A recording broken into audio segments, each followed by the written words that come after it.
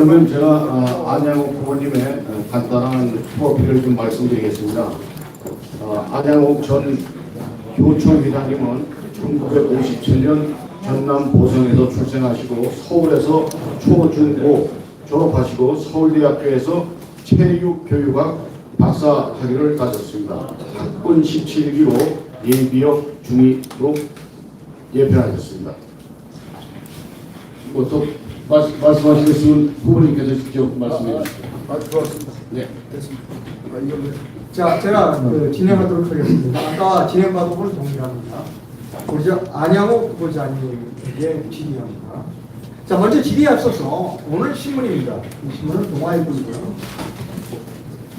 오늘 동아일보 신문에 이런 제목의 기사가 있습니다.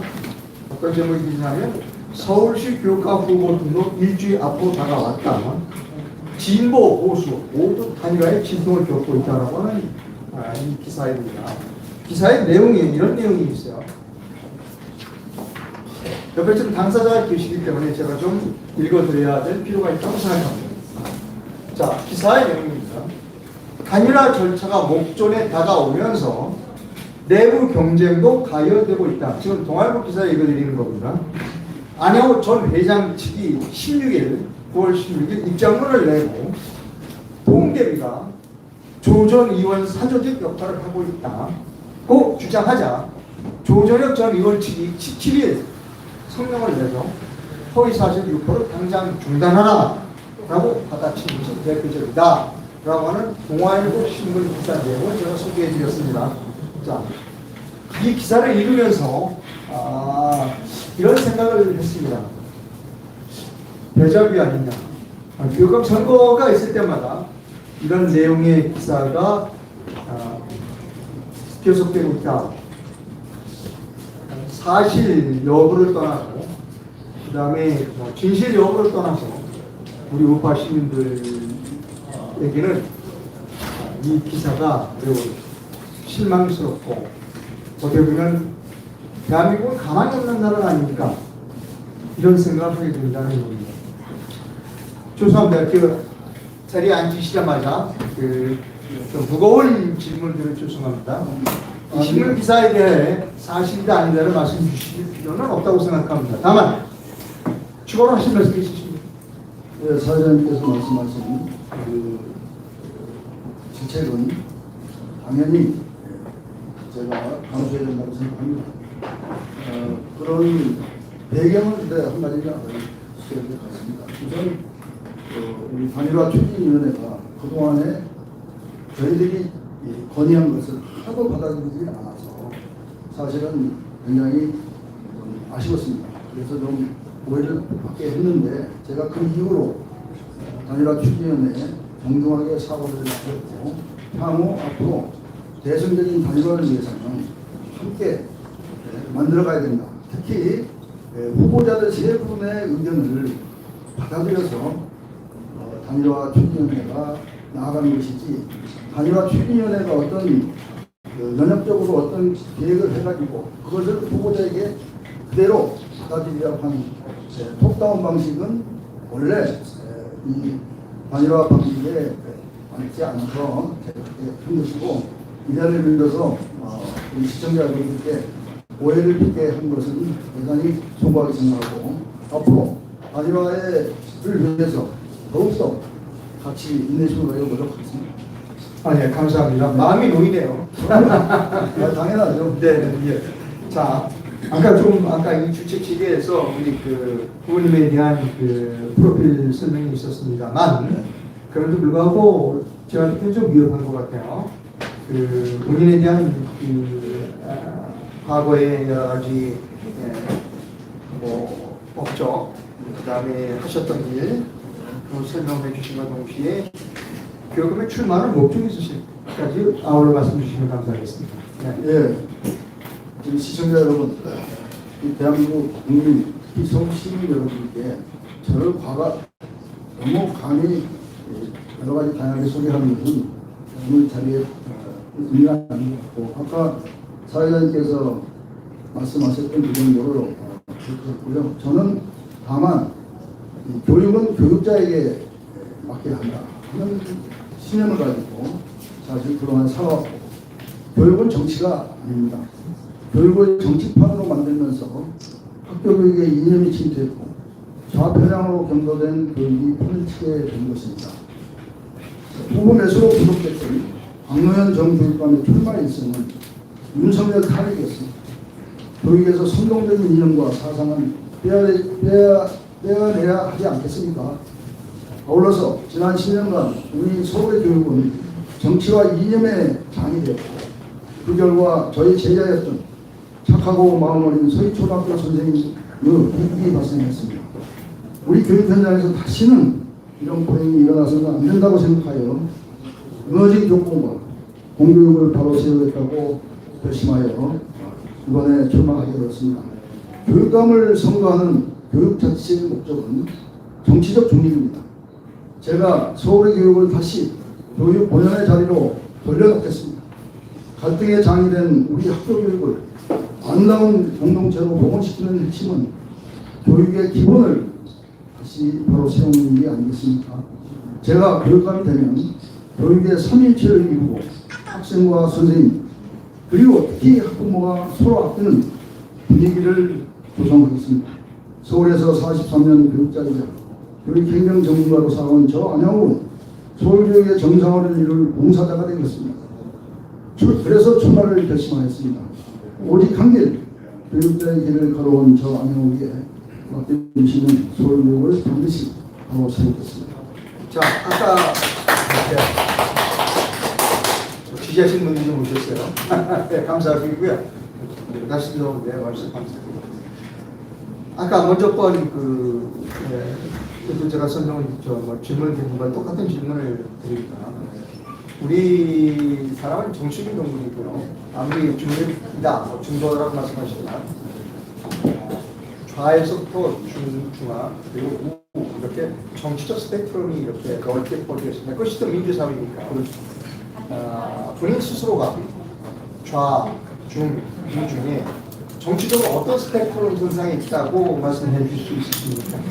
네, 저는 분명히 우라고 생각합니다. 우의 길을 인생을 지금까지 교육자 생활 43년 살아왔고, 그 길의 길 중에서 특히 그 스펙트럼이 있는 우는 1995년 김영삼 정부 이후에 민자당이라는 그런 사람이 생기면서 상당히 스펙트럼이 넓어졌습니다.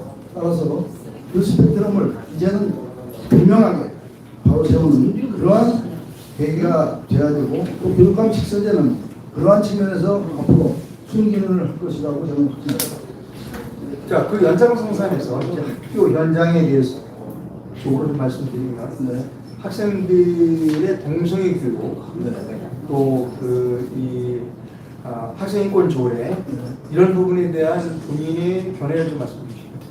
저는 이 학생 인권 조례에 관련해서 2012년 이 박노현 교육감이 직선제 처음으로 당선돼서 이 학생 인권 조례를 구창하길래 그 전에 또 우리가 경기도 교육감 김상봉 교육감 교육부장도 하셨죠. 그분이 그 부산급식과 그 두 가지를 끌고 나왔습니다. 제가 서울시 교육청에 앞에 가서 학교 조례장으로서 50차례에 걸친 데모스트레이션을 했고 또 투쟁을 해왔습니다. 저는 단연코 이 학생 인권 조례는 빨리 폐지되고 다행히 윤석열 정부가 들어서서 특히 서울시 의회에서 뒤늦게 앞서 다른 시도에도 있었습니다만 이 문제를 다루기 때문에 아직도 이 서울시 학생 인권 조례가 전 조희영 교육감께서 결재를 안 하고 나갔다고 합니다. 제가 교육감이 되면 바로 이 문제부터 제가 교육감으로서 제가 승인하도록 하겠습니다. 자, 이제 그 동성애 문제에 대한 언급을 좀 해주셨습니다. 동성애는 저는 이런 자리에서 종교를 밝혀야 되는지 모르겠습니다만 저희 집안은 모두 기독교 집안입니다. 따라서 특히 보수적인 기독교단을 다니기 때문에 동성애는 하나의 그런 특이한 우리 인간이 굉장히 복잡한 그 때문에 진화되면서 생긴 특이한 케이스지 이것을 일반화한다는 것은 어불성설이다 했습니다. 자, 이제 그 동성애 문제와 관련돼서 조금 더 제가 깊이 있게 질문해 드릴 필요가 있습니다. 자, 방송통신심의위원으로 위원 활동을 할 때 이 동성애 문제 때문에 굉장히 논란이 많았었습니다. 자, 동성애가 선천적인 겁니까? 후천적인 겁니까? 제가 사실 진화생물학자는 아닙니다만 제가 알기로는 유전적인 요인으로서 또 있고 또 후천적으로 우리 환경에 의해서 영향을 받아가지고 그에 따라서 자신도 모르게 그러한 힘을 하는 그러한 학생이나 또 성인이 있다고 생각합니다. 따라서 이것이야말로 우리 학교 교육 안에서 조기서부터 아주 예민하게 우리 선생님들과 또 학교 학부모님들이 관심을 가져야 될 사항이라고 생각합니다. 자, 아까 이제 양념을 말씀하실 때 일선 학교 교사 생활을 해보신 일이 있으십니까? 일선, 그러니까 강단에서 서보신 일이 있으십니까? 예, 일선학교 교사는 제가 모든 고등학교, 여자 고등학교의 기간제 교사 3교수 기간제, 기간제 교사. 그때 당시에는 이제 발령이 안 나고. 네. 그리고 중학교 교사를 4년 6개월을 했고, 또 대학에 가서 조교생활을 했고, 또 이제 대학 교수로 서울교육대학교에서 33년 6개월로 전향을 했습니다. 체육학과라고 말씀하셨어요? 예, 체육할 때? 체육교육과. 체육교육과. 제가 체육과에 대해서 좀 말씀드리면 제가 갖고 있는 기억, 체육시간의 기억은 체육과 안 갖고 왔다고 손바닥 맞은 건 이해는 별로 기억이 안 나는 것 같은데. 예, 그런 시대가 분명히 있었고. 있었고. 자, 이제 우리가 지향해야 될 체육의 목표는 어떻다고 생각하십니까? 네? 우리가 지향해야 할. 우리가 지향해야 될 이제 체육 수업은 네. 이제 저희 세대와는 완전히 다른 새로운 세대의 체육 선생님들이 나타났고, 그 선생님들은 매우 자유스럽게 학생들과 함께 어울리면서 정말 민주적인 그러한 체육 선생님들이 후배가 다수라고 생각합니다. 그러나 이제 어떠한 교사도 100% 완전함이 없죠. 그래서 간혹 우리가 사회적으로 크게 문제되는 그런 사안이 생길 경우에 특히 체육 선생님이 부각되는 것은 사실입니다만 앞으로 더욱더 체육 교사 교육이 정말 체계적으로 되어서 우리 학부모님들이나 사회가 고정관념, 체육 선생님은 좀 아까 말씀드린 대로 좀 몸이 아픈다 그런 문제는 뭐 솔직히 고백하건데 저희들 세대는 좀 그래왔습니다. 지금 세대는 그렇지 않다 이렇게 생각합니다. 제가 지금부터 드리는 질문에 대해서는 답변을 안 해주셔도 상관없습니다. 원래 하려고 했던 질문은 아니었으니까. 네. 최근에 올림픽이 끝났어요. 올림픽이 끝나고 거기에 이제 좀 좋은 성적을 얻은 그 선수가 있었습니다. 대개의 소감을 말할 때 나를 국가대표로 뽑아준 조국에 감사하고 뭐 이렇게 할 줄 알았는데 그렇지 않았던 케이스가 좀 있었어요. 누구라고 제가 꼭 좀 말씀드리지 않겠습니까? 교육자로서 언급을 해줄 수 있으면 안 해주셔도 상관없습니다. 제가 하겠습니다. 네. 대한민국 국민이라면 모두 안타깝게 생각하는 사건이 있죠.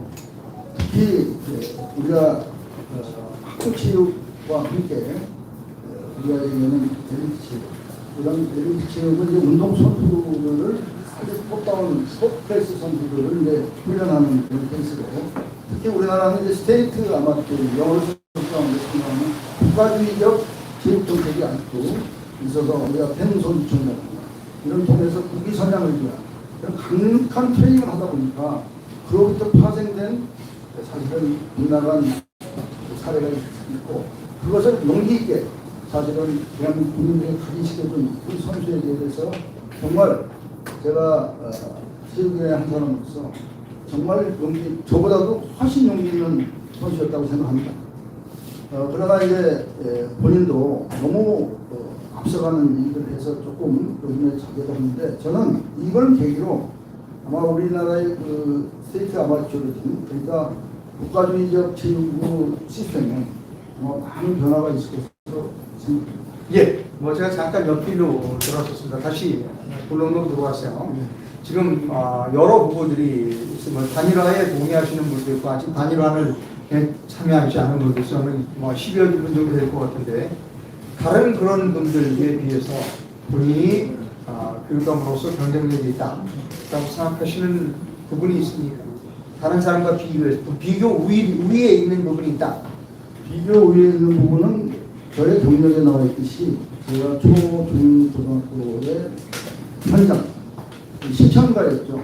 사실 교수로서 학자로서 생각하지만 교수 그런 일반적으로 학자라고 생각한다면 저는 서울교육대학교 교수였습니다. 즉 교사 양성을 위한 교수였고 오로지 학교 현장 특히 제가 교총회장직을 하게 된 배경에는 서울교육대학교 교수로 가서 그 교육대학교 학생들이 다 모두 서울시내 초등학교 교사라고 있지 않습니까? 그래서 제가 조건을 위해서 마음대로 정말 봉사해야겠다 그런 생각을 하다가 사실 교수로서의 생활을 바깥으로 사회활동으로 가게 됐고 오늘 이 자리까지 오게 된 계기가 되었습니다. 자, 좀 전에 이제 교총회장을 하셨다고 말씀하셨는데 교총회장 또 장학재단 이사장님도 하셨어요. 네. 교총회장, 장학재단 이사장 등 뭐 여러 가지 교육활동을 하신 것으로 나와 있습니다. 그렇다면 본인이 좀 외부적으로 나 이런 일을 했어라고 내세울 만한 업적이 좀 있습니까? 뭐 제가 뭐 자랑하는 것도 좋죠. 아니 뭐 지금 어차피 자랑하자고 나온 자리인데 그래서 뭐 후보자로서 또 이렇게 기회를 주시니까 이 말씀을 드리면 제가 이명박 정부와 박근혜 정부 이 양 보수 정부에 유일하게 두 정부에 다 기여를 한 한국교총회장직을 한 번 한 게 아니라 두 번을 했습니다. 국회의원하라고 했는데 하지 않고 임기 마치겠다고 나와서 이명박 정부 때는 제가 대구 중학생 자살 사건이 나가지고 그 대구 중학생 사건이 큰 사건이었습니다. 당시에 일주일 동안 모든 언론을 잠깐 대구 무슨 사건이? 대구 중학생 자살 사건, 이거 학교 폭력 사건. 네. 그 중학생 그 동료가 그 방에서 집에서 그렇게 됐는데 그래서 그때 그 과장 때문에 인성교육이 중요하다. 그래서 제가 인성교육 보험 국민 실천운동 이건 학교뿐만 아니라 사회 가정이 함께 어우러지는 보험 국민 실천운동을 해서 300개 사회단체를 모아서 인성교육 보험 국민 실천연합을 구성했고 또 아울러서 정의화 전 국회의장께서 당시 국회의원으로서 여야를 해서 국회 인성 포럼을 만들었습니다. 네. 그 포럼을 통해서 인성교육 지원법을 제안을 했는데 마침 그분이 국회의장이 났어요. 그래가지고 뭐 업적이랑 업적이었죠. 뒤에서 제가 받쳐줬는데 그것을 155명의 만장일치로 그렇게 했는데 문제는 문재인 정권이 들어와가지고 완전히 사문화되었습니다. 그래서 저는 이 인성교육 진흥법을 우리 교육감님들이 다 함께 공유하고 제가 서울시 교육감으로서 전국 17개 시도 교육감께 이 부분을 전 역사를 알리고 추진해야 된다는 생각을 갖고 있고 또 하나는 1학교 1 변호사 즉 학교에 이 선생님들 또 학부모들이 분쟁이 일어나거나 이렇게 되면 해결할 사람이 없어요. 교장 선생님이나 교감 선생님이 어렵습니다. 따라서 변호사님들을 학교에다가 협약을 맺어서 그거를 제가 대한변협 신영무 회장님과 그 당시에 협약을 해가지고 1학기 1 변호사를 했더니 이번에 서희초등학교 사건 나고 나서 어이하여 뒤늦게 조희연 교육감에서 마지막으로 1학기 1 변호사를 제도로 도입하겠다고 그래서 제가 그거는 옛날에 2010년도 때 내가 이미 했는데 여하튼 시간이 저편을 건너서 이제 1학기 1 변호사가 제도가 되어서 학교를 안전한 학교 만든 노력을 해준다고 생각하고 그런 뭐 업적이라면 업적이 아니고 계속적으로 대한민국의 교육 정책의 진화되는 계기가 되는 사안이 아닌가 생각합니다. 자 이제 그 학교 선생님에 대한 말씀을 좀 여쭤볼게요. 정교조라는 집단이 있습니다. 그렇습니다. 어떻게 평가하시고 앞으로 교육감이 되신다면 어떻게 하실 생각입니까? 제가 1981년도에 초임교사 생활을 했습니다. 정교조가 85년도에 정교육을 선언하고 잘 아시다시피 정교조는 국민들께서 시민들께서 잘 모르시는데 그게 일교조 모델이었습니다. 적국파를 60년대 그야말로 이미 좌파와 이념으로 공고된 그런 교사들이 모여서 학습을 해가지고 학교로 들어오게 되면서 교사들을 모았죠. 그 모인 배경이 우리가 얘기하는 촌지 근절. 그거는 뭐 정말 대한민국 국민들이 온 국민이 환호를 했어요. 그러나 그것과 그 이면에 존재하는 바로 이 이념의 문제가 학교에 침투되게 되었죠. 따라서 이 정교조는 굉장히 그 촌지 근절을 계기로 마치 양심적 교사 집단으로 한때는 그렇게 생각하는 교사들이 많았지만 사실상 지금은 소멸돼야 될 그러한 교사 집단으로 생각하고 지금 현재 28,000명으로 우리 시민들이 모시면 그렇게 약화됐고 또 한편으로 제가 속했던 18만 명이었던 제가 교총이 2010년대 우리 한국교총도 사실상 지금 10만 이하로 약화되면서 그 중간 사이에 한국 교사연맹이 교사노조가 생겼어요. 이 교사노조연맹은 서희초등학교 사건을 계기로 급속하게 증가가 돼가지고 13만 명으로 추산된다고 해요. 근데 저는 그렇게는 안 되라고 보고 앞으로 향후 교육감이 되면 이 순수한 교사들이 그 아픔 때문에 그냥 들어간 이 교사노조를 저는 완전히 올바른 정말 그 교원단체로 변화시켜야 되야만이 대한민국 우리 학교 현장이 선생님들에게 우리 수학생들이 안전한 학교로 똑바로 나갈 수 있다 이렇게 생각을 하고 그 부분을 제가 역점을 두고 제가 바로 잡아나가겠습니다. 좀 세부적으로 여쭤보겠습니다. 네. 우리가 이제 어떤 물건을 살 때는 그 물건을 잘 살펴보는 겁니다. 또 우리가 어떤 서비스를 받을 때는 그 서비스의 내용이 무엇인가를 잘 봅니다. 네. 또 뭐 학교가 아닌 학원을 우리가 선택할 때 무슨 뭐 보습학원도 있고 수학학원도 있고 뭐 국어학원도 있고 뭐 그 학원을 선택할 때 무엇을 보냐면 학원의 선생님이 어떤 선생님인가를 봅니다. 예. 네. 학교는 이제 뭐 우리가 뭐 중학교 고등학교 같은 학교에 학부형이에요. 나는 전교조 선생님으로부터 내 아이를 교육을 시키고 싶지 않아 라고 생각하시는 학부모가 존재할 수 있잖아요. 나는 전교조 싫어. 그러면 그 학교에 모두 몇 명의 학교 선생님이 계시는지 예를 들어 국어 선생님은 누구고 사회 선생님은 누구고 뭐 과학 선생님은 누구고 이분들이 속해 있는 단체는 어디고 그를 공개하는 것이 맞지 않습니까? 소비자 선택권인데 어떻게 생각하십니까? 저는 그 사안을 가장 우리 대한민국에 적극적으로 사실 이슈화한 분이 뒤에 네네. 후보자로 나오신 우리 조전혁 후보셨고, 예. 저는 그분에게 제가 여쭤보지 않겠습니다. 그 후보의 조전혁 후보의 국회의원 시절의 그 논의는 제가 대단히 높이 평가합니다. 정말. 그런데 다만 정보 공개로 인해서 피해가 심했죠. 그 정교조가 역공을 해가지고. 그래서 많은 의원님들이 조전혁 의원뿐만 아니라 여러분들이 피해를 봤다고 합니다.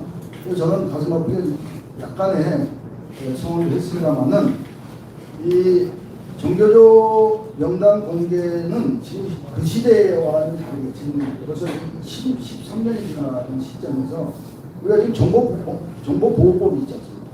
저는 대한민국 선생님의 교원단체를 우리가 모두 어떠한 단체들이 이렇게 가입하게끔 이게 교권의 하나의 계기인데 문제는 지금 말씀을 주신 대로 이걸 공개를 못하게 해놨어요.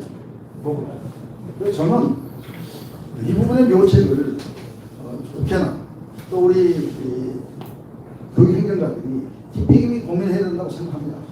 그런데 그 묘책이 아까 정보보호법 때문에 이게 걸림돌이 생기지 않을까 생각해서 조금 더 고민을 해야 될 것 같다 생각합니다. 예, 잘 들었고요. 그 정보 공개를 해서 이익을 보는 사람은 공급자예요. 근데 공급자의 이익을 위해서 소비자의 이익이 침해돼서는 안 될 것이다. 그렇습니다. 예. 그 부분에 대한 부분은 어떻게 생각하십니까? 저는 그 부분에 대해서는 사회자님 말씀에 적극적으로 동의하고 그런 차원에서 저는 교육감이 된다면 지금 현재 이 법을 바꾸는 게 굉장히 지나가지 않습니까? 여야가 있어가지고 서로 뭐 흘러 지나간단 말이에요. 그 사이에 학교는 계속 새로운 학생들이 이게 있는데 바로 이 새로운 학생들에게 피해가 되지 않도록 하기 위해서는 저는 이 어떤 묘책이 있을까 생각해 보면 바로 교원 평가, 평가를 아주 교육감으로서 아주 강력한 평가 제도를 저는 도입하는데 문제는 그러면 이제 또 정교조가 반발하지 않겠습니까? 네. 또 우리 여러 이해관계에 있는 선생님들도 그러단 말입니다. 이거를 정면으로 뚫고 나갈 수 있는 지혜가 무엇일까?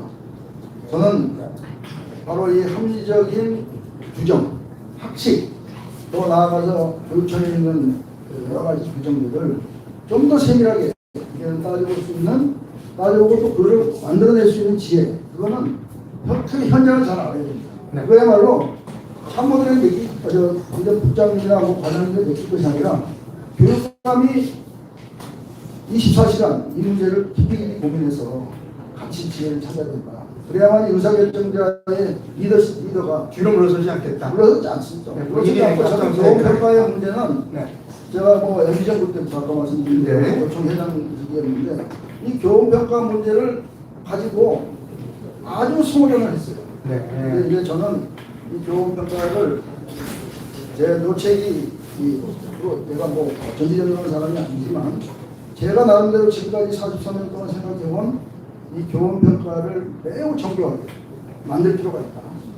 그러면 선생님들이 우리 선생님들은 뭐 우리를 옴잡달싹하게 못하게 하느냐? 저는 그렇게 생각 안 했습니다. 당연히 오히려 나이가 나오죠. 자유롭게 네. 오히려 교원 평가를 통해서 훌륭한 네. 교사들이 인정받고 또 나태한 아까 말씀드린 대로 뭐 인형교육이나 한다거나 또 뭐 나태한 그런 교사들에게 분명한 구분을 할 수 있는 그런 계기를 반드시 마련해보고 그야말로 교육감이라는 행정력 리더가 앞장서야 될 것입니다.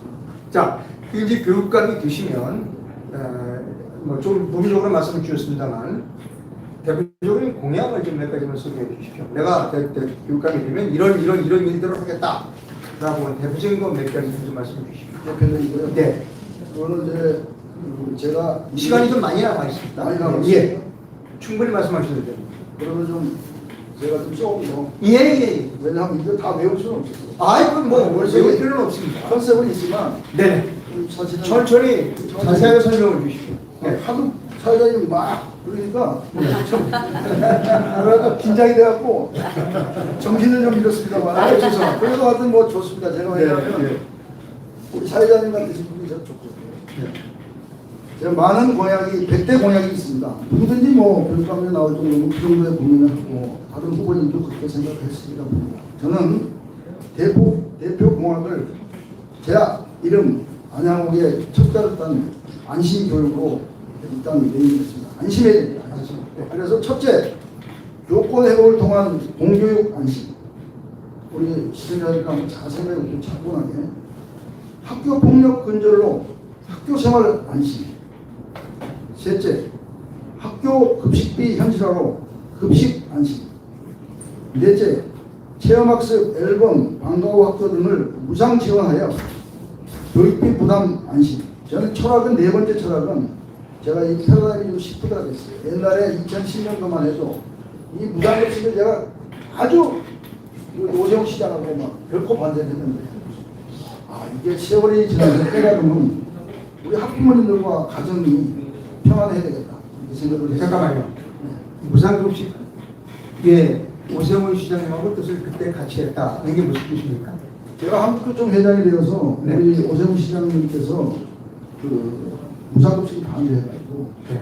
그걸 주민투표에 붙였어요. 그렇죠. 그래서 저보다 개표도 못했어요. 저보다 그에 대해서 어떻게 생각하냐면 저도 네. 똑같은 생각. 그 당시엔 김상훈 교육감, 네. 이른바의 진보 교육감의 아이콘을 사실은 좀 문제를 삼았어요. 왜냐하면 정교조에 등을 얻고 올라갔거든요. 네. 그래서 이제 교통회장으로서 오세훈 시장님께 같이 해보자. 그래가지고 내가 이 무상급식 반대 선언을 이제 인터뷰도 하고. 근데 지금은 입장이 바뀌셨다는 겁니까? 지금은 이게 좀 깨달음이 생겼어요. 왜냐하면 지금 이따가 뒤에 나오겠지만 네.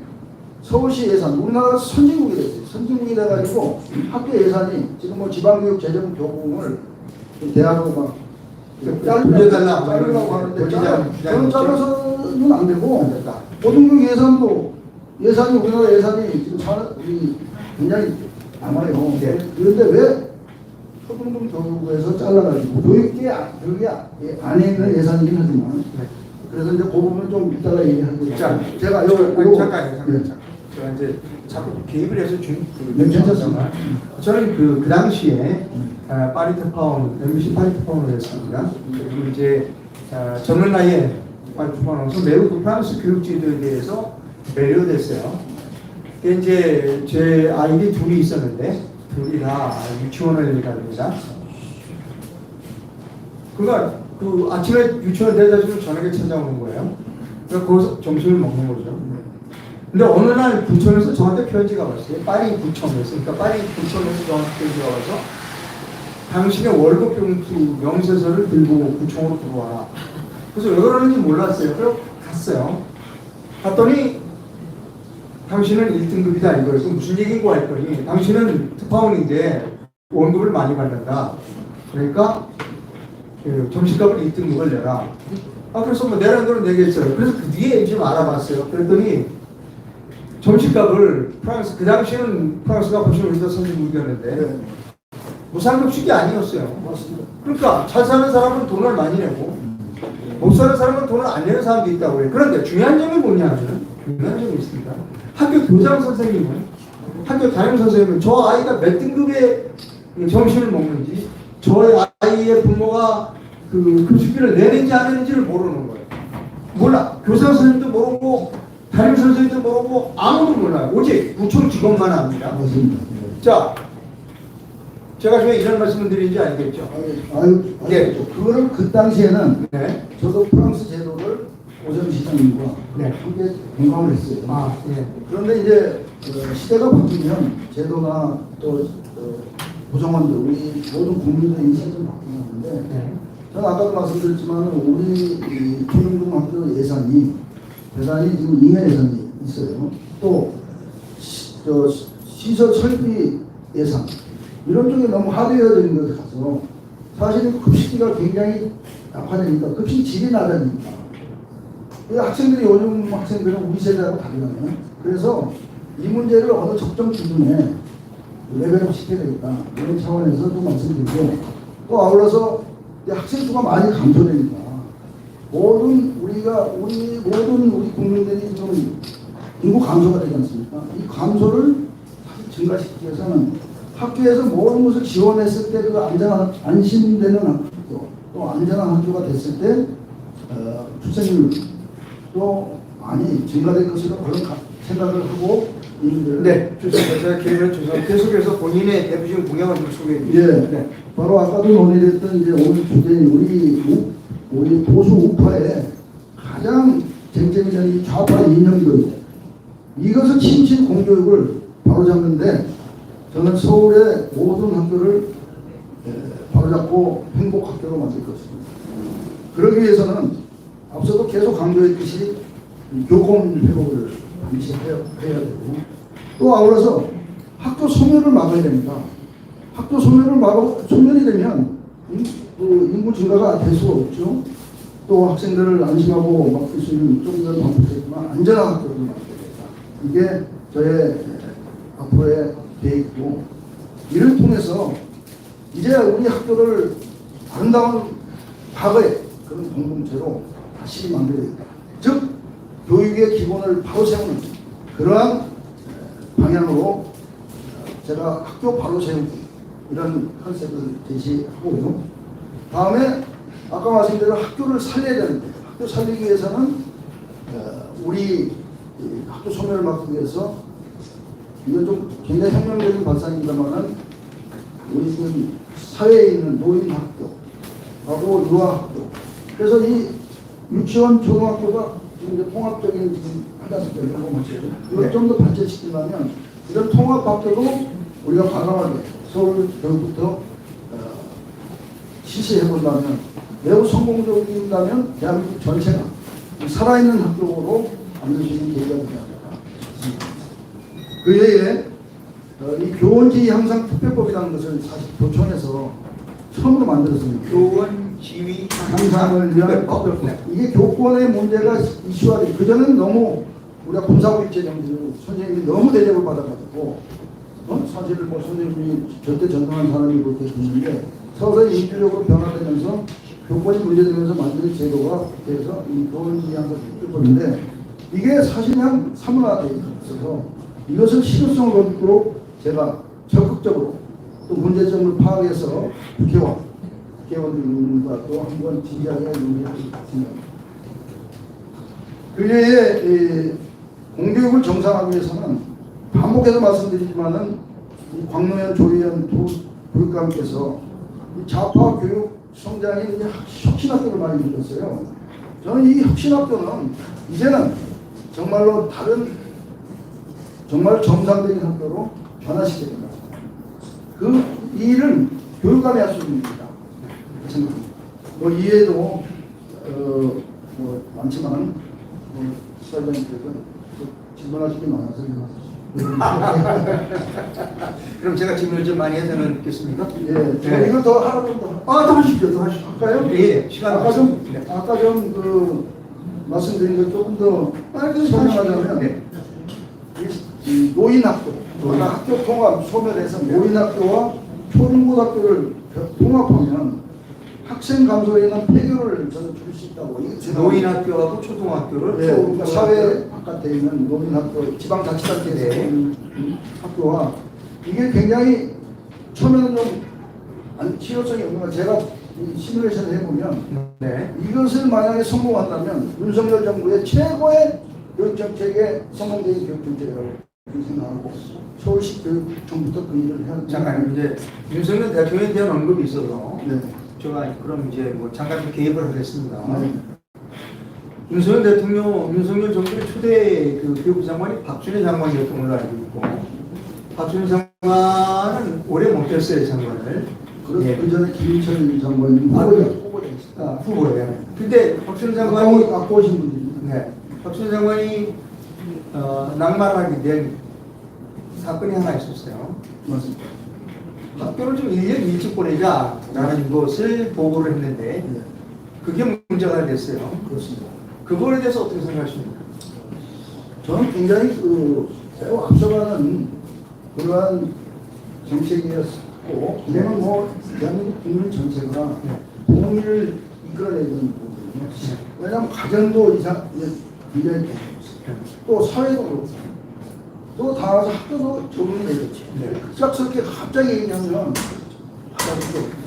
그래서 저는 이런 정책은 우리가 얘기하는 시범학교 조금씩 강변적으로 접근을 해서 모든 사회 구성원들이 국민들이 이해를 하고 가야 되는데 갑자기 그냥 톱다운식으로 만오세 막 이러니까 저항이 학부모님들도 엄청 많았습니다.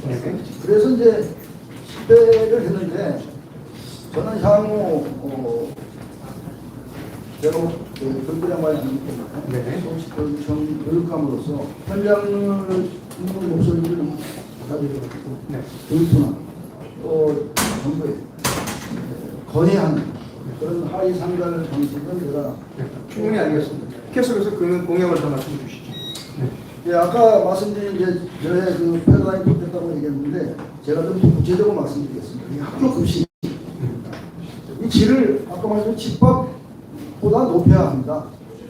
그런 차원에서 불필요한 예산 낭비를 줄여가지고 이 부분은 뒤에 나오겠지만 불용 예산을 활용하면 현재 예산으로도 충분히 질 높은 급식을 제공할 수 있을 거라고 보고 학교 급식비를 현실화시켜야 됩니다. 학생들이 매능을 선택할 수 있도록 정도로 가야만이 우리 신세대의 아동들이나 또 중고등학교 학생들이 국가에 굉장히 만족하지 않을까 생각하고 또 아울러서 이것을 하려면 학교 급식 지도사 제도를 도입해야 됩니다. 이것이 안 되면 사실 또 안 되고 또 이 급식 분만 제로를 위해서는 순회 평가를 좀 할 필요가 있다. 무슨 평가요? 순회. 그러니까 교육청이 네. 그냥 학교에다 다니 자율성만 놓은 게 아니라 예. 돌아다니면서 돌아다니면서. 이게 뭐가 문제인가 계속 모니터링을 해요. 그리고 또 학부모님들과 저는 좀 맞아 얘기하자면 제가 한국교통 회장 되듯이 6년 동안 하루 24시간 오로지 이 교통을 발전을 위해서 이랬다고 자부합니다.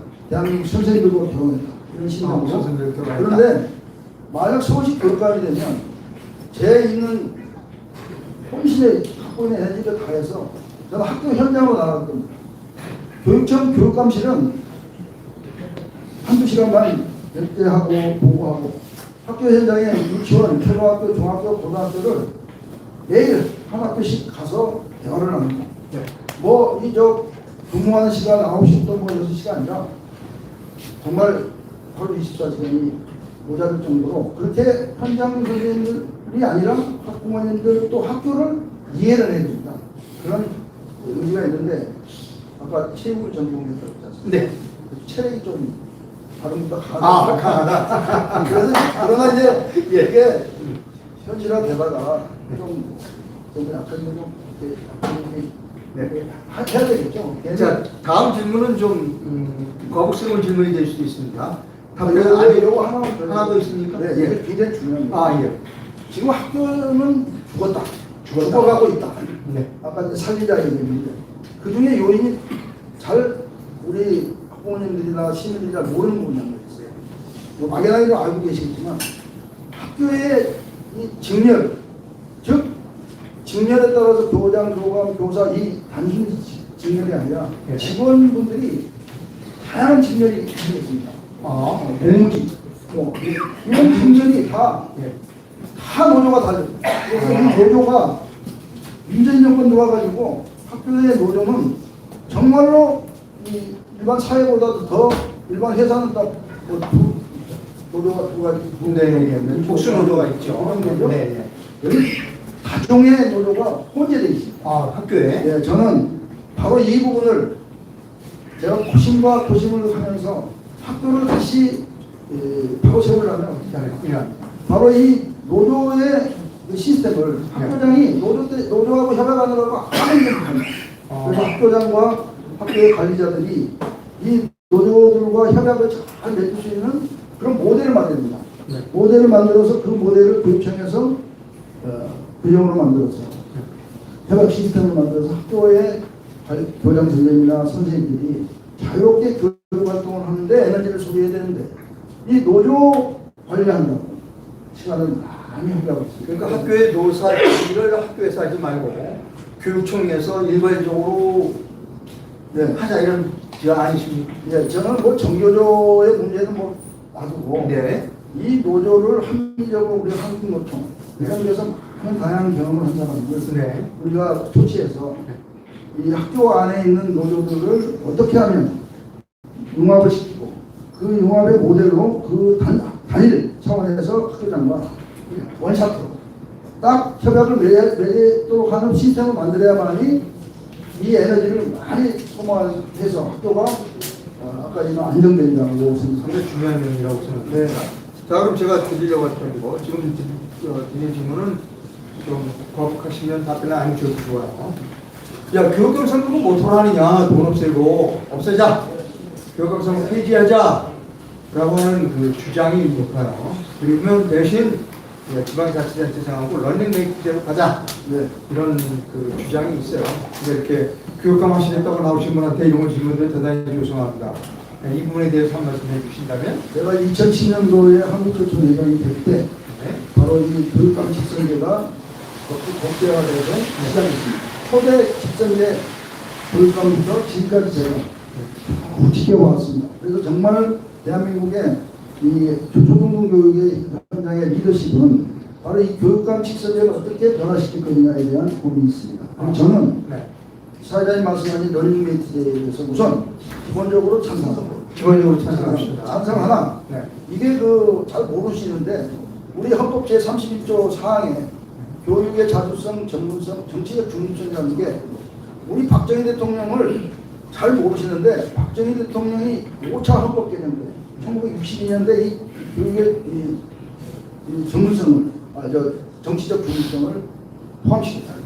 저는 이 정치적 중립성을 포함시킴으로 인해서 대한민국 산업화에 큰 기여하는 모델이 됐다. 이렇게 봅니다. 이게 좀 어려운, 좀 깊이 생각해야 되는 문제인데, 이 문제의 공적을 사실은 이 역사학자들 잘 모르고 있어요. 제가 이 교육감 직선제를 공부하면서 이 문제, 다만 이 러닝메이트 제도가 네. 현실화되려면 이 파고를 넘겨야 됩니다. 이 정치적 중립성이라는 것이 갖고 있는 제한적인 요소가 생겨요. 그래서 헌법재판소에서 이거는 위헌성이 있다라고 제가 검토한 걸로 알고, 그래서 도입을 못했고, 그래서 이제 전 이조 장관께서 제가 교총 회장 되실 때 회장님 공동 등록제 하면 안 되겠어요. 어때요? 공동 등록제. 네, 그거는 이제 어떻게 하냐면 정당 정치적 중립이니까 네. 이쪽에 그 시도지사는 정당이 있고 우리 교육감 후보자는 비정당이므로 네. 그러면 이게 공동으로 등록만 하면 된다. 근데 이것 또한 이게 아마 그때 당시에 헌법재판소에서 위헌성이 있다라고 판정이 된 것도 아닙니다만, 그러나 저는 지금 이 시점에서 교육감 직선제가 이런 러닝메이트 제도, 또 법이라는 게 안전한 어떤 법리에 근거해서 되는 경우가 아닐 수도 있더라고요. 현실은. 그래서 우리 여야를 막론하고 저는 이 문제를 깊숙이 우리 사회자님 말씀하신 대로 이런 러닝메이트 제도가 또 보완적인 연구를 해야 됩니다. 고민하시겠다. 네. 고민하시겠다. 자, 이제 어떤 조직이든 그 조직의 장은 그 두 가지 커다란 일을 해야 합니다. 그 조직을 장악하고 또 예산을 해야 합니다. 지금 현재 그 서울시 교육 예산의 규모, 그리고 그것을 어떻게 효율적으로 사용할 것인지에 대해서 설명해 주십시오. 네, 그거는 뭐 패널을 만들어 보시는데, 이거는 내가 만들려고 한 게 아니라 요구를 해서 이렇게 하라고 지시해서, 왜냐하면 좋더라고요. 그래서 이제 열심히 어젯밤에 연구를 해서 정리해 봤습니다. 우리 이 기자회견 토론의 문제는 뭐냐면 그냥 말로 때워요. 근데 이렇게 패널을 만들어 갖고 오셨습니다. 또 우리 그 언론인께서 이렇게 쭉 줌으로 들어가서 이거 확대해서 보여줄 수 있으면 시청자에게 도움이 되지 않을까 이런 생각을 합니다. 설명해 주시죠. 네, 서울시 예산을 사실 시의회 의원이나 이런 분들 외에는 또 행정당국과 외에는 사실은 우리 시민들은 잘 모릅니다. 그렇죠. 네, 제가 오늘 한 핵심적인 것만 발표를 했는데 한번 참고하시고, 우리 막 언론에서 많이 얘기해요. 현재 예산이 14조 3,880억 원입니다. 예, 14조 여기 이걸 보면 자, 이거 뭐 기업 판단을 만들어 보셨으니까 14조 3,880억 원인데 네, 현재 예산이 사실은 과잉 예산 책정을 해가지고 예산이 과잉으로 과잉으로 예산을 너무 편성을 해가지고 실제 총 수입은 13조 3,149억 원. 그러니까 약 1조 원 가까운 돈. 아니 실질적으로는 13조 거치는 거죠. 그러니까 실질적으로 거친 돈이 13조 3,145억 원이다. 그런데 또한 지출은 11조 7,650억 원.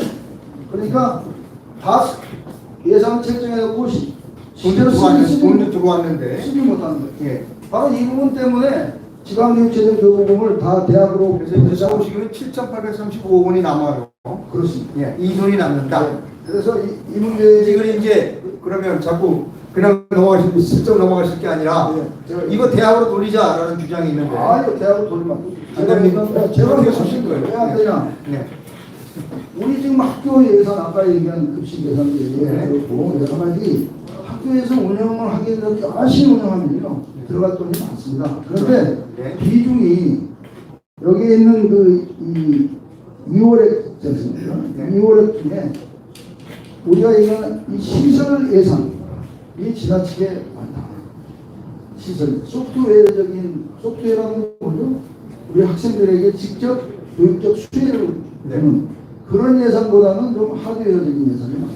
그런 얘기를 좀 총체적으로 드리고 싶고, 따라서 앞으로 제가 교육감이 된다면 바로 이 시설 설비 예산을 줄이고 소프트웨어적인 시설을 학생들이 직접 학력이나 모든 수혜가 되는 그런 쪽으로 시설이 해야 되는데 그 중에 하나가 또 다른 패널을 준비해 오셨어요. 준비를 많이 하셨네요. 네. 뭐 많이 부족합니다. 바로 지금 이 그 제목이 서울 교육 디지털 전환 지원 사업입니다. 제목이. 이게 이제 왜 이것만 대표적으로 제가 예시를 들었냐면 우리 AI 교육을 좀 듣는 게 우리 디지털 시대. 그런데 여기서 그 우리 디기보 태블릿 PC, 그다음에 전자칠판, 네. 요 예산이 계속 사실은 이 보면 알겠지만은 이 증가되다가도 감소되고 또 급격히도 감소되고 있어요. 전자칠판. 네. 네, 그래서 이 부분은 그야말로 학교에서 선생님들이나 학생들에게 가장 수혜가 되는 그런 이제 예산인데 이런 예산의 집행의 효율성이 굉장히 떨어졌다. 이거는 왜 그러냐? 저는 교육감이 이런 사안을 깨지 못하고 좀 여러분들이지만 밑에 행정지대 특히 일반 행정지대에게 많이 맡기는 거 아닌가.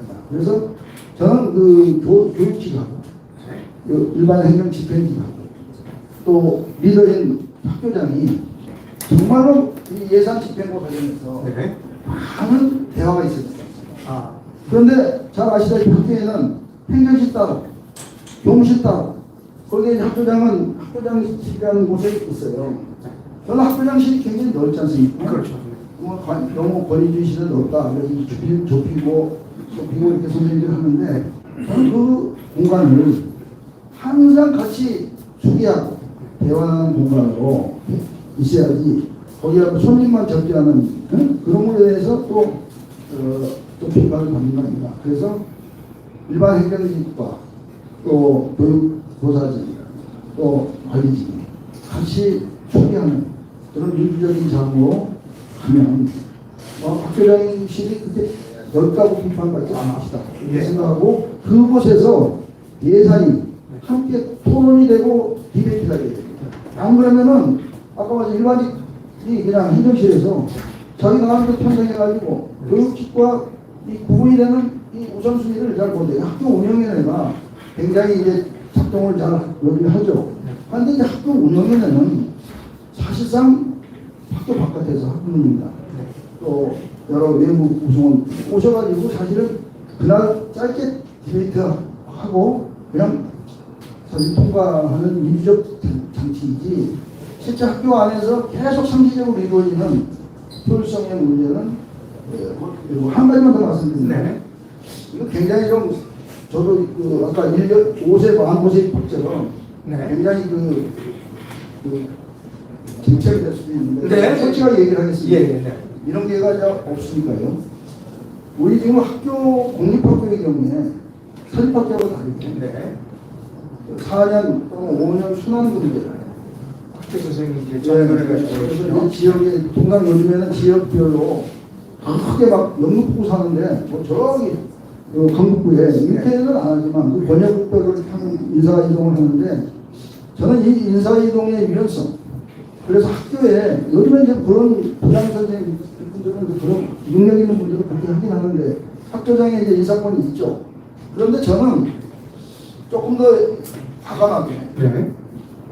다르게 예를 들면 서립학교는 뭐 30년 공부하는 너무 좀 문제 있지만 네.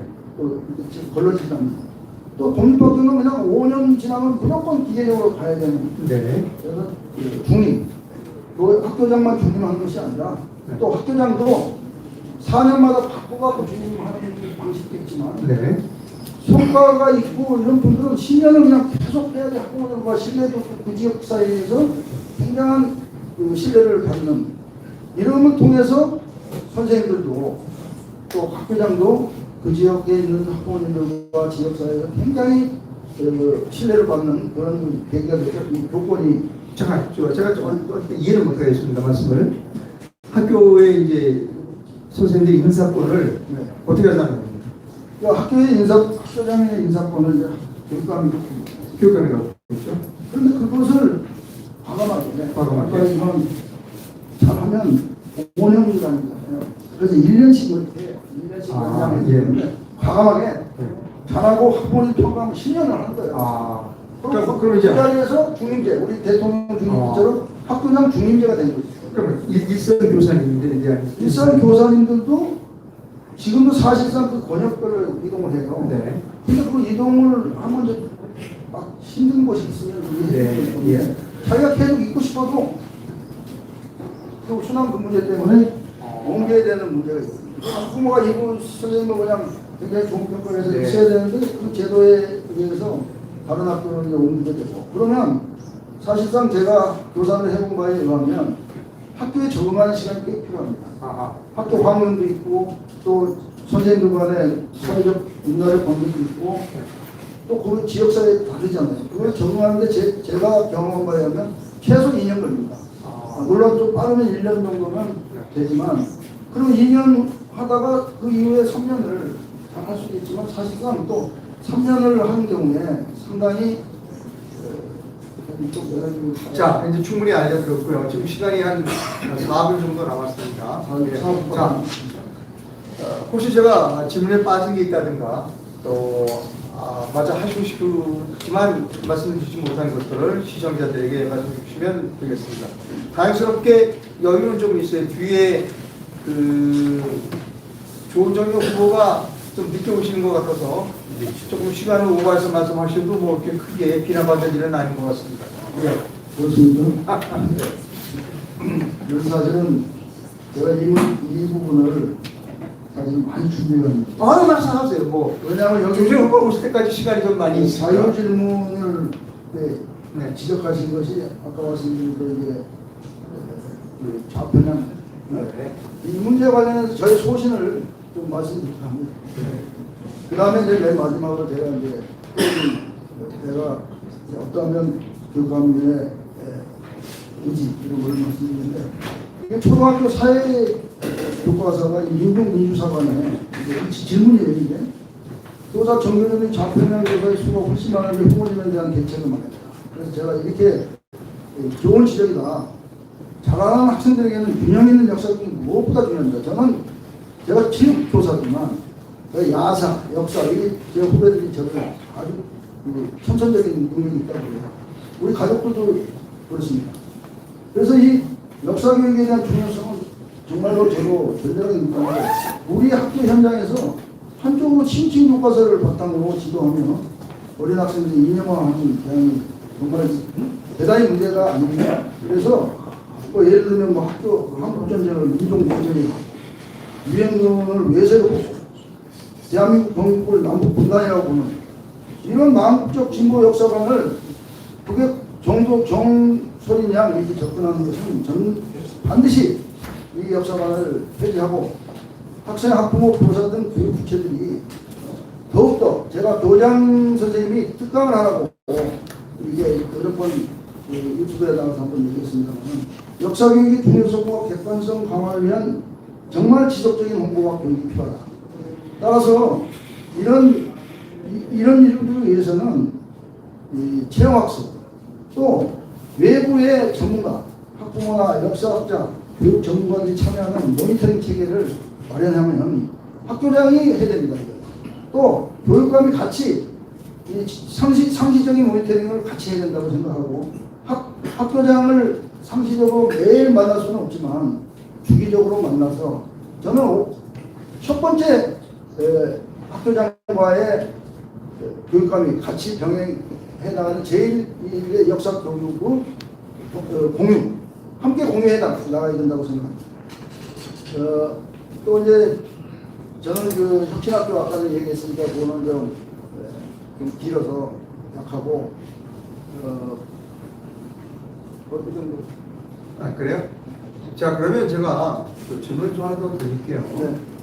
이 교육감의 뜻이시잖아요. 네. 근데 우리나라의 교육은 중학교, 고등학교 교육은 대학교 입시를 떠나서는 생각할 수 없어요. 그렇죠? 그렇죠. 네. 교육감 말고 교육부 장관을 시키게 된다면 대학 교육 시스템은 어떻게 바꾸겠습니까? 제가 이제 대학 교수 생활을 네. 교육부총회장 시절에 대학 총장이 교수님들을 많이 만났습니다. 네. 이 대학도 초중고등학교와 똑같은 관점이 존재합니다. 뭐 뜻하냐? 좀 대단히 죄송합니다. 굉장히 위험스러운 얘기지만 대화의 소통이 안 되거든요. 대학에 교수장을 했지만 교수와 행정가인 총장실의 벽이 너무 두꺼워요. 그 다음에 학생들과의 대화. 제가 학생체장을 2년을 했는데 학생체장 당시에는 운동권 학생들을 관리하는 게 학생체장이어서 제가 이거 총장이 이거 하면 안 합니다. 그래서 제가 이 권한을 학생처가 공화국이라고 했어요. 네. 공무처가 아니 학생처장에게 많은 권한을 주니까 제가 그 당시에는 학교 여러분 한마음 씩 학생들 그 다음에 세계로 나가자. 그래서 세계 속에 요번에는 성교육도 했겠지만 세계로 나가야 된다. 그래서 제가 이 공모를 해가지고 그 학생들에게 자기들 팀을 만들어가지고 5대학 6대주를 나에게 한 기억이 있습니다. 그런 맥락에서 조금 더 저는 사실 여기에는 제가 제시 안 돼 있지만 세계 속의 서울. 그래서 저는 꿈이 우리나라가 선진국이 수입을 해나 정책을 수입만 하는데 좀 수출을 해야 된다고 생각합니다. 잠깐요. 제가 드린 질문의 요지는 네. 대학 입시 제도를 어떻게 바꿀 것인가에 대한 질문이었어요. 그 부분 예. 입시제도 입시 제도에 대해서 북한에서 말씀드려요. 대학 입시 제도가 변화에 따라 고등학교도 많은 영향을 받잖아요. 그 대학 입시 제도를 어떻게 바꾸는 것이 초중고등학교 교육을 위해서 좋은 것인가라고 하는 부분. 대학 입시 제도의 변화에 대한 부분을 좀 말씀해 주십시오. 우리나라의 대학 그 전체 교육의 병목 현상이 바로 대학 입시에 그냥 네. 바뀌거든요. 네. 저는 대학 입시를 지금 수능 그 이전에 우리 예비고사라고 했어요. 네. 표준형 시험에서 이런 사고형 제도로 바뀌었거든요. 이 수능의 문제 때문에 사교육이 많이 생겨요. 네. 그래서 저는 아주 기초, 아까 기본으로 들어가자 이렇게 제가 했듯이 가장 기초 지식 기본을 평가하는 표준형 대학 입시는 필요하다고 봅니다. 근데 여기까지 애매한 이 수능, 사고형 창의성을 강조해서 하는 이 수능은 조금 더 변화될 겁니다. 그리고 무엇을 해야 되냐? 저는 학교 생활 기록부가 이제 과감하게 이제 우리가 도입했지 않습니까? 네. 근데 이 학교 생활 기록부 자체가 학교에서 선생님들과 고등학교에서 또 중학교 그러니까 제가 보기에는 고등학교만 보는데 중학교, 고등학교까지 연속적으로 6년 평가제를 해야 된다. 네. 그것을 대학시를 적용하는 보면은 학교가 중고등학교도 굉장히 안정될 것이고 또 대학도 그 과정 평가를 할 수 있는 거거든요. 근데 그걸 과정을 어떻게 평가하느냐의 문제가 굉장히 어려운 과정이지만 그럼 우리 대한민국의 교육업자들이 대단히 많습니다. 연구를 충분히 하셨다고 생각해서 다시 반복해서 제가 강조해서 말씀드리면 수능이라는 애매모호한 사고력을 한다고 해서 지금 수능을 출제하면요 그것까지 평가해요. 맨날 문제가 돼요.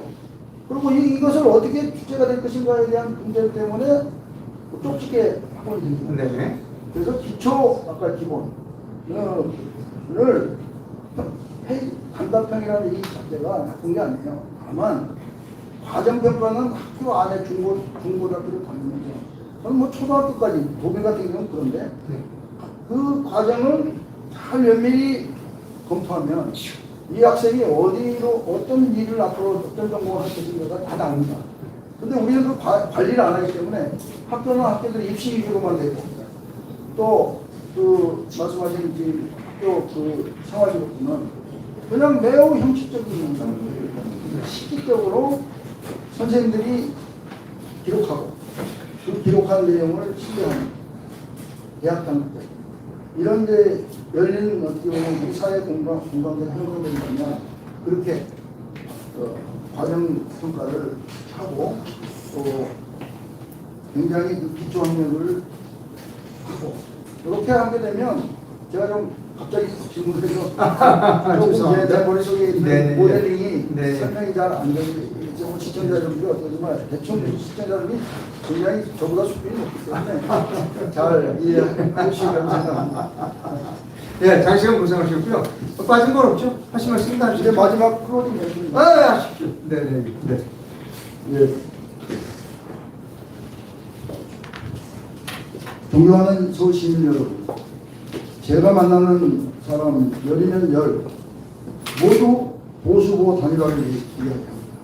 그만큼 이념에 경도된 공교육의 정상화가 절실합니다. 반드시 후보 단일화를 해야 공교육을 바로잡을 수 있을 것입니다. 본선 경쟁이 있는 후보, 약점 없는 후보, 진정한 교육자인 저 안양으로 단일화하면 반드시 이길 것입니다. 저는 서울에서 초중고등학교 대학을 나오고 서울에서 33년 6개월 동안 교육행정에서 근무한 서울교육의 대표주자입니다. 반드시 좌파 15년의 교육청을 반드시 새롭게 변화시킬 수 있는 그 에너지를 온 힘을 모아서 나아가도록 하겠습니다. 감사합니다.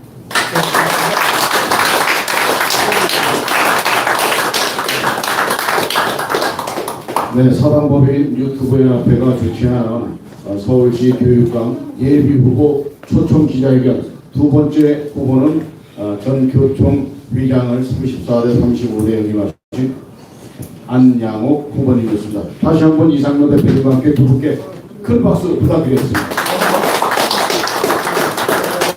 예, 감사합니다. 수고하셨습니다. 네.